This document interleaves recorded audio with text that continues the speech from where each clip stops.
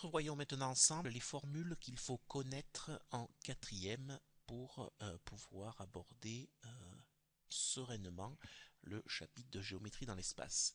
Donc on va revoir des formules permettant de calculer un périmètre, des formules permettant de calculer des aires et enfin des formules permettant de calculer des volumes. Alors tout d'abord, le périmètre. Je m'intéresse au carré. Ici j'ai un carré dont ici la longueur est cotée. Eh bien, le périmètre d'un carré, je rappelle que le périmètre c'est la longueur du contour, donc pour un carré on va faire côté plus côté plus côté plus côté, ou alors tout simplement côté fois 4. À retenir. Pour le rectangle, j'ai ici la longueur et j'ai ici la largeur. Et bien de la même façon, le périmètre du rectangle, c'est côté largeur, plus longueur, plus largeur, plus longueur. C'est la longueur du contour. Ou alors on peut écrire que périmètre du rectangle, donc P est égal à longueur fois 2, plus largeur fois 2. Ou alors, on se dit, on fait longueur plus la largeur, et on multiplie tout ça par 2, comme ça on aura le périmètre. Longueur plus largeur fois 2. Cette formule est à retenir.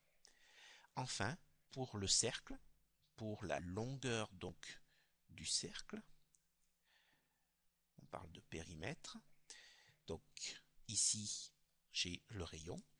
Périmètre de ce cercle, eh bien, la formule permettant de retrouver le périmètre d'un cercle est la suivante.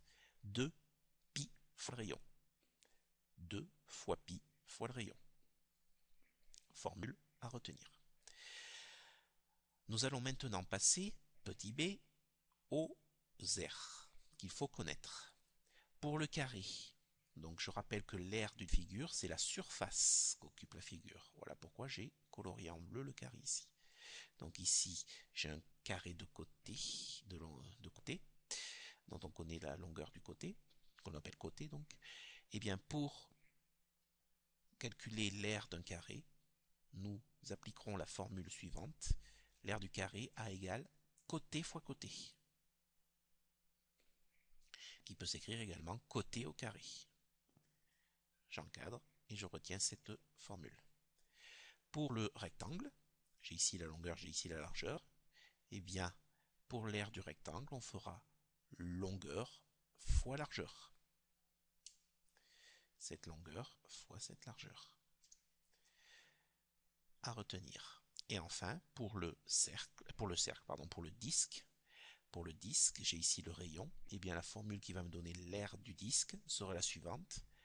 A égale pi fois le rayon au carré. Alors, je vais faire une toute petite remarque sur la notion de disque et de cercle. Le disque, c'est l'ensemble ici, c'est le contour plus ce qui est à l'intérieur. Et le cercle, c'est uniquement la ligne, le contour. Maintenant, parlons des triangles. J'ai ici un triangle quelconque. Alors, pour calculer l'aire d'un triangle quelconque, on va repérer un côté que l'on appellera la base. Et ensuite, on va repérer la hauteur de ce triangle relatif à la base que l'on a choisie. C'est-à-dire, on va partir du sommet opposé à la base. Donc la base est ici, le sommet opposé est là. Et on va tracer la perpendiculaire à la base, passant par donc le sommet opposé. Voilà la hauteur.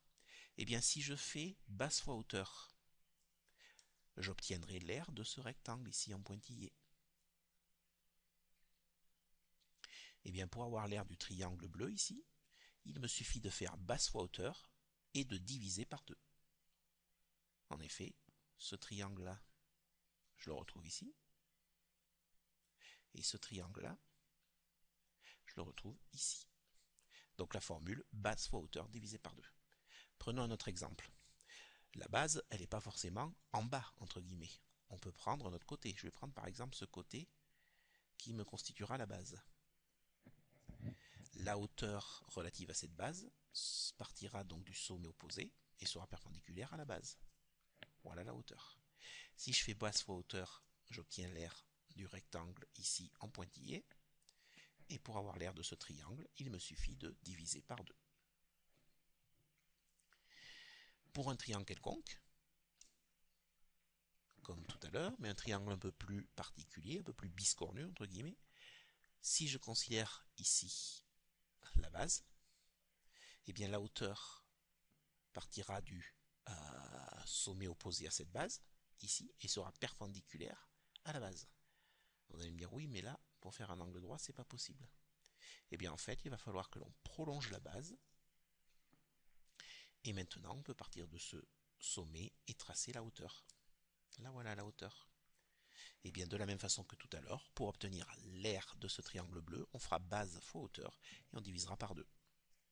Donc, à retenir, aire d'un triangle, base fois hauteur divisé par 2.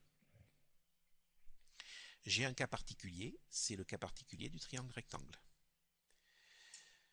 Le plus long côté du triangle rectangle, on appelle cela l'hypoténuse. Et les deux autres côtés, qui sont ici, touchent l'angle droit. On parle des côtés de l'angle droit. Eh bien, pour obtenir l'aire d'un triangle rectangle, on peut appliquer cette formule, base fois hauteur divisé par 2. Alors souvent, on prend la base ici, et la hauteur, on part donc de ce sommet, et on trace la hauteur, qui est là, d'accord? Et après, on applique la formule base fois hauteur divisé par 2. Mais j'ai une autre formule pour les triangles rectangles.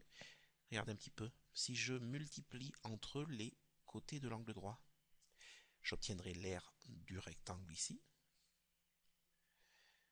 Et pour avoir l'aire du triangle en bleu, il me suffit de diviser par 2. Du coup, l'aire du triangle rectangle sera produit des côtés de l'angle droit divisé par 2.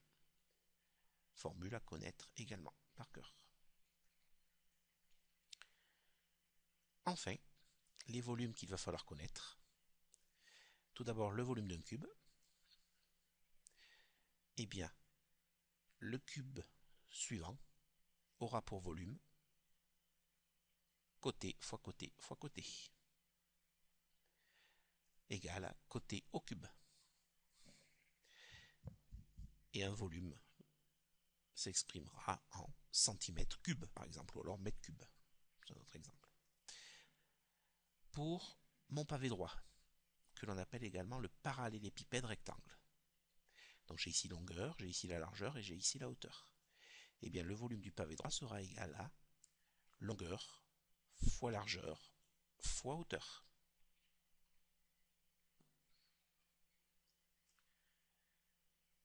Un prisme droit, comme celui qui vous est présenté. Il faut que je repère d'abord la base. Voilà la base ici de mon prisme droit. J'ai deux bases, j'en ai une ici, j'en ai une en haut. D'accord? Et la distance entre ces deux bases s'appelle la hauteur. Eh bien, le volume d'un prisme droit sera égal à R de la base fois la hauteur. Formule qu'il faudra également bien connaître. R de la base fois la hauteur. Et enfin, pour le cylindre, je repère également la base. Voilà une base, j'en ai une autre ici. Alors, la base d'un cylindre, elle est particulière, c'est un disque. J'ai ici le rayon. Et ici, j'ai la hauteur. Eh bien, pour calculer le volume d'un cylindre, c'est la même chose que pour un prisme droit. On appliquera la même formule. Volume du cylindre sera égal à R de la base fois la hauteur. Or ici, la base, c'est un disque. Donc, R du disque, je réfléchis, c'est égal à pi r au carré. Donc le volume sera égal à pi r au carré fois la hauteur. Et cette formule est à connaître par cœur. Voilà.